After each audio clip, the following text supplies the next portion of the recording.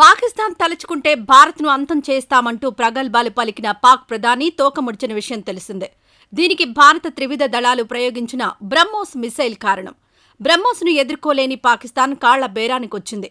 మే 10న భారత్ పాకిస్తాన్ కాల్పుల విరమణ ప్రకటించాయి.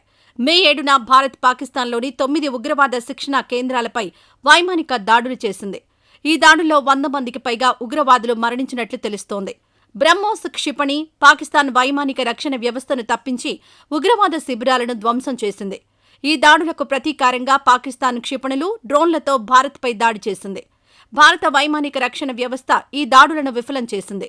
దీనికి ప్రతిస్పందనగా భారత్ బ్రహ్మోస్ క్షిపణులతో పాకిస్తాన్లోని 4 వైమానిక స్థావరాలను లక్ష్యంగా చేసుకుని ధ్వంసం చేసింది.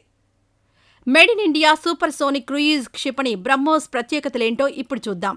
భారత్, రష్యా సంయుక్తంగా అభివృద్ధి చేసిన బ్రహ్మోస్ క్షిపణి భారత్లోని బ్రహ్మపుత్ర నది, రష్యాలోని మోస్క్వా నదుల పేర్ల నుండి ఈ పేరు పొందింది. దీని అభివృద్ధికి సుమారు $250 మిలియన్, దాదాపు 2135 కోట్లు ఖర్చయ్యాయి. భారత్ 50.5%, రష్యా 49.5% వాటా అందించాయి. ఒక బ్రహ్మోస్ క్షిపణి ధర సుమారు 34 కోట్లు. ఉత్పత్తి యూనిట్ ధర 300 కోట్లుగా అంచనా. ఈ సూపర్ సోనిక్ క్షిపణి పరిధి 300 కిలోమీటర్లు.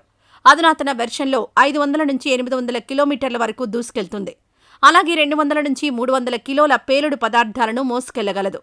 శత్రు వైమానిక రక్షణ వ్యవస్థలను సమర్థవంతంగా తప్పించి లక్ష్యాన్ని ధ్వంసం చేస్తుంది. భారత్ దగ్గర బ్రహ్మోస్ క్షిపణి 4 రూపాల్లో అందుబాటులో ఉంది. ఉపరితలం నుండి ప్రయోగించే క్షిపణి, వైమానికంగా గగనతలంపైకి ప్రయోగించే క్షిపణి, నీటి ఉపరితలం నౌకల నుండి ఉపయోగించే క్షిపణి, సముద్ర లోతుల్లో సబ్మెరైన్ల నుండి ప్రయోగించే క్షిపణి. DRDO ఆధ్వర్యంలో తయారయ్యే ఈ క్షిపణి ఉత్పత్తిని ఇటీవల ఉత్తరప్రదేశ్లోని లక్నోలో కూడా ప్రారంభించారు. మొత్తం మీద పాకిస్తాన్ను గడగడలాడించిన బ్రహ్మోస్ భారత్కు బ్రహ్మాస్త్రమని నిపుణులు అంటున్నారు.